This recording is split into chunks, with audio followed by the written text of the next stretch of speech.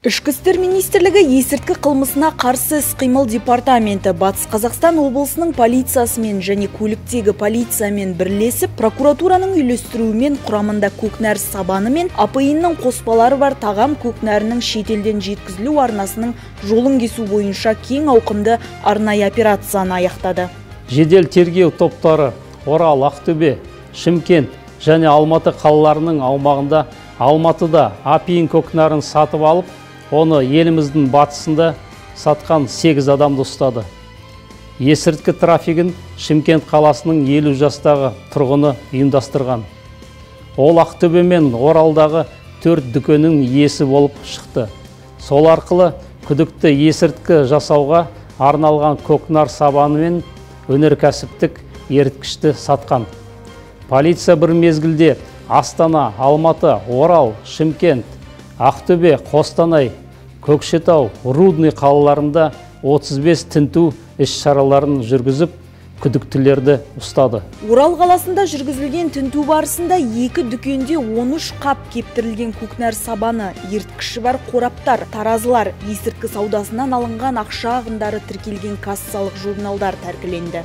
Ақтөбеде тағы 68 қап көкнәр сабаны, еріткіші бар қаптамалар, кассалық журнал және қылмыскерлер есірткі тасымалдайтын Toyota Highlander жол талғамайтын көлігі тәркіленді.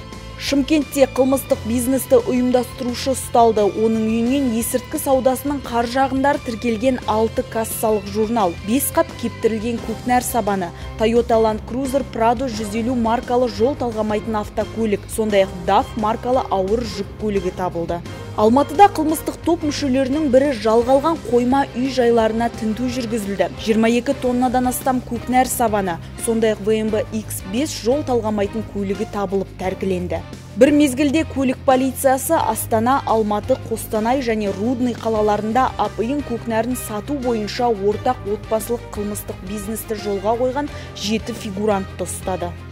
Жүргізілген арнайы операциялар нәтижесінде қылмыстық топтың 15 мүшесі ұсталды. Олар 15 жылдан 25 жылға дейін бас бостандығынан айырылады.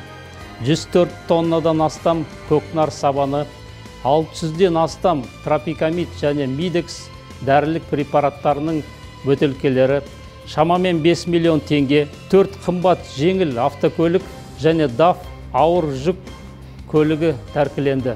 Бұл ретте бір реттік доза үшін 0,2 грамм экстракциялық апиын жеткілікті екенін атап өткен жөн. Осылайша айналымға апиынның 1 миллионнан астам бір реттік дозасы жіберілмеді. Тәркіленген өнімнің құны 4 миллиард теңгеге бағаланады.